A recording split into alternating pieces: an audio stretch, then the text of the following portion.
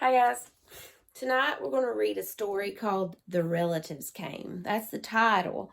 And this is one of my very favorite books. And it's by a West Virginia author, and her name is Cynthia Rylant, and it's illustrated by Stephen Gamble. Now, the illustrator is the one who draws the pictures, remember, and the author writes the words. And one of the reasons I like this story is because this story, the setting or where it takes place, is here in West Virginia, where we live. And you'll see some pictures that kind of remind you of houses that you see around where we live. This is a Caldecott honor book. So it won an award for being a good book. Maybe we'll just give it a read and see what we think about it.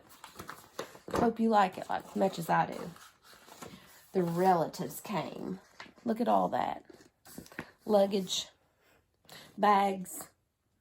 When you go on a trip, you have to pack stuff to take with you, don't you? Look here. What time of day do you think that is? Kind of like, looks like it's nighttime or maybe really early in the morning before the daylight starts. There's all kinds of those bags, the luggage out here. And look here, there's one guy up there loading them up on top, and somebody's right here loading stuff in the back, and somebody's up here doing stuff. So they're working. There's a mailbox and this little house. We see little houses like that around sometimes where we live. It was summer of the year when the relatives came. They came up from Virginia. They left when their grapes were nearly purple enough to pick, but not quite.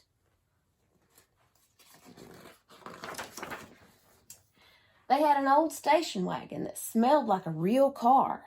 And in it, they put an ice chest full of soda pop and some boxes of crackers and some bologna sandwiches. And up they came from Virginia. They left at 4 in the morning when it was still dark. So I was right. That picture was really early in the morning. Even before the birds were awake. And look at those curvy roads. Just like the curvy roads that we have.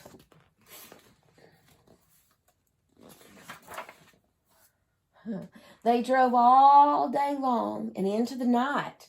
And while they traveled along, they looked at all the strange houses and the different mountains. And they thought about their almost purple grapes back home. And they thought about Virginia. But they thought about us too, because we were waiting for them. Look. Sometimes you have to travel on roads like this where there's big tall mountains on each side, and then there's houses sitting on the sides of the mountain. We see stuff like that, don't we? And up and down hills, we travel up and down those mountains a lot. So they drank up all their pop, and they ate up all their crackers, and they traveled up all those miles until finally they pulled into our yard. Look here. Everybody's excited. They're going to run and say hi.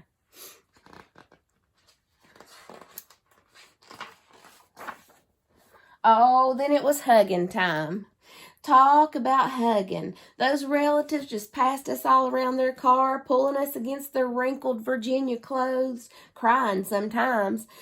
And they hugged us for hours. Look at all of them. When you see your family that you haven't seen in a long time, don't you give them a big hug? Sometimes even mom and dad, when you haven't seen them all day at school, you go home, go hug them in the evenings or give them a hug in the morning before you go to school. Then it was into the house. So much laughing and shining faces and hugging in the doorways. You'd have to go through at least 4 different hugs just to get from the kitchen to the front room. Oh, those relatives. Wow, it looks like it's kind of crowded in that house, doesn't it? But they're happy because they're laughing. Oh, and they were eating too. Look. And finally, after a big supper, 2 or 3 times around, until we all got a turn at the table, there was quiet talk. And we were in 2s and 3s throughout the house. Because there was a bunch of them. They all couldn't sit at the table at the same time. The relatives weren't particular about beds, which was good, since there weren't any extras. So a few squeezed in with us, and the rest slept on the floor. And some with their arms thrown over the closest person, or some with an arm across one person and a leg across another. You guys sleep like that? Stretched out? It was different going to sleep with all that new breathing in the house. Look at the puppy dog. Even he's sleeping funny.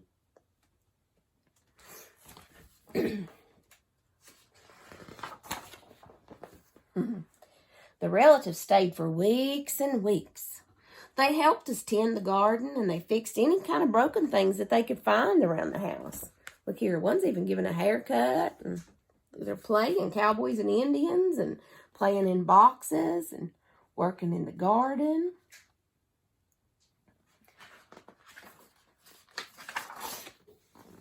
They ate up all of our strawberries and our melons, then promised we could come and eat their grapes and peaches when we came to Virginia.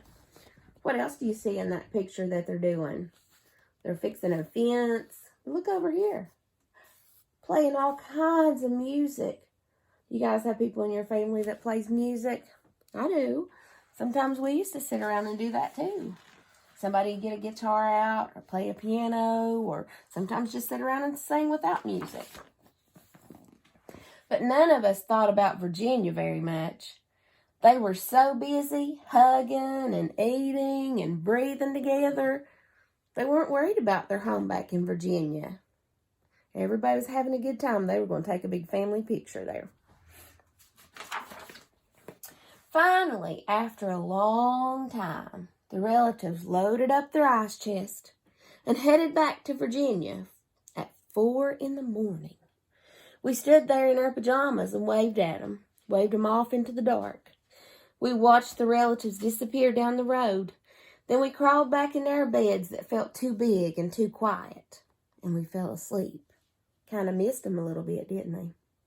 Look, standing out barefooted. Summertime, remember?